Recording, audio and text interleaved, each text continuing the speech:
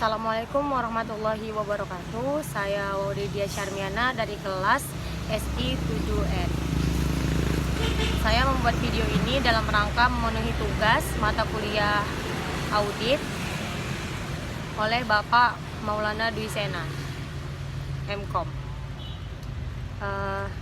Menurut modul 1,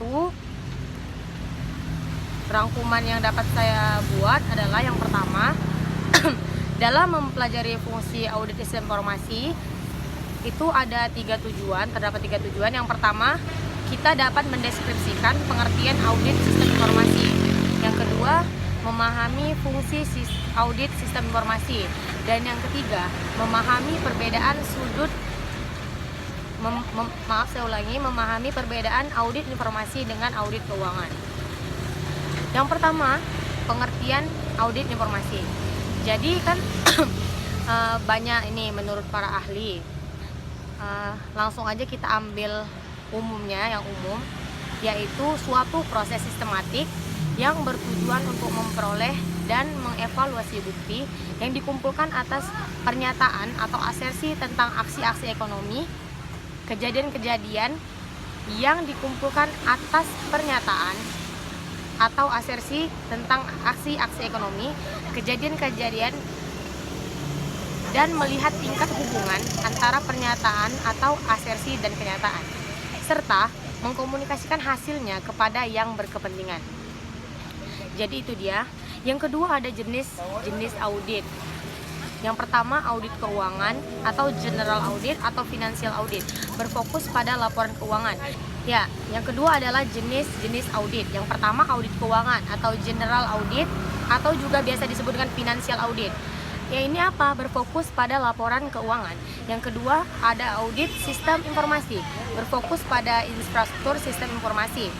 Yang ketiga, ada audit operasional atau manajemen. Dan yang terakhir ada audit investigasi, bertujuan pada pembuktian secara hukum, biasanya dilakukan dengan penugasan khusus. Selanjutnya, apa perbedaan dengan audit keuangan gitu kan? Fungsi audit keuangan ini sendiri itu apabila suatu organisasi sudah memenuhi standar akuntansi, sementara fungsi audit sistem informasi melakukan tinjauan atau desain pengendalian sistem informasi serta efektivitasnya. Selanjutnya ada proses audit. Yang pertama, perencanaan audit. Yang kedua, pengumpulan bukti audit. Yang ketiga, evaluasi bukti audit.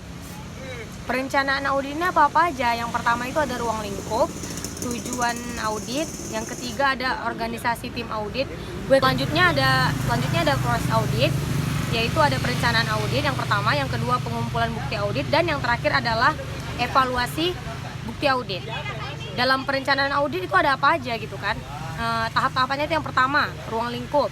Yang kedua ada tujuan audit, yang ketiga ada organisasi tim audit, yang keempat ada tinjauan hasil audit sebelumnya, dan yang terakhir identifikasi faktor resiko. Sedangkan pengumpulan bukti audit, yang pertama itu pengamatan SOP. SOP ini standar operasional prosedur ya. Yang kedua pengamatan operasional, yang ketiga tinjauan dokumentasi, yang keempat diskusi, yang kelima pemeriksaan fisik, yang keenam konfirmasi dengan pihak ketiga. Selanjutnya ada konfirmasi dengan pihak ketiga. Selanjutnya trial error prosedur, pembanding dengan dokumen sumber, pengambilan sampel audit hingga review analisis. Dan yang terakhir evaluasi bukti audit. Yang pertama, menilai kualitas pengendalian internal. Yang kedua, menilai kehandalan informasi, menilai kualitas kerja operasional, pertimbangan bukti tambahan, pertimbangan faktor resiko, pertimbangan faktor materialitas, dan yang terakhir pendokumentasian penemuan audit. Ya, jadi dari modul 1 ini hasil akhirnya itu apa gitu kan? Itu ada di komunikasi hasil audit. Tahapannya itu ada 3. Yang pertama, membuat rekomendasi untuk manajemen. Yang kedua, menyiapkan laporan hasil audit. Dan yang ketiga, menyajikan hasil audit kepada manajemen. Jadi begitu dia konsepnya. Baiklah teman-teman, sekarang kita beralih ke modul kedua. Di sini saya akan membahas tentang proses audit. Tujuannya apa? Yang pertama, mendeskripsikan proses audit, mendeskripsikan siklus audit, dan yang ketiga menjelaskan kegiatan dalam proses audit. Yang pertama akan saya bahas itu adalah pengendalian. Ya, pengendalian ini di dalamnya ini ada tugas dari manajemen gitu. Jadi tugas manajemen ini sumbernya itu ada perencanaan, penggunaan, organisir, pengendalian, perawatan, dan optimasi. Yang kedua, proses pengelolaan. Jadi yang pertama, dalam proses pengelolaan ini kita harus memahami bisnis organisasi, identifikasi aktivitas kunci, dan yang terakhir menentukan kebutuhan organisasi. Selanjutnya ada peran audit. Yang pertama, control strategi assessment. Yang kedua, control adequacy and effectiveness.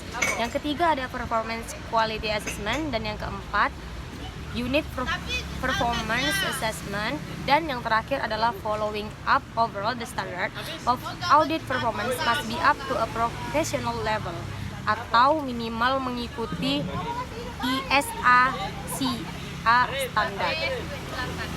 Dan yang terakhir apa? Regulasi, pengendalian, dan standar. Jadi akreditasi dan standarisasi dari audit informasi ini itu harus disediakan oleh pihak internal gitu kan, untuk memastikan ini tuh aman dan pengendaliannya itu memadai. Contohnya apa? Contohnya ITSEC, TCSEC, dan lain-lain.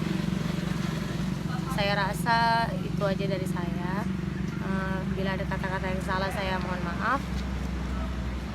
Saya ucapkan terima kasih. Assalamualaikum warahmatullahi wabarakatuh.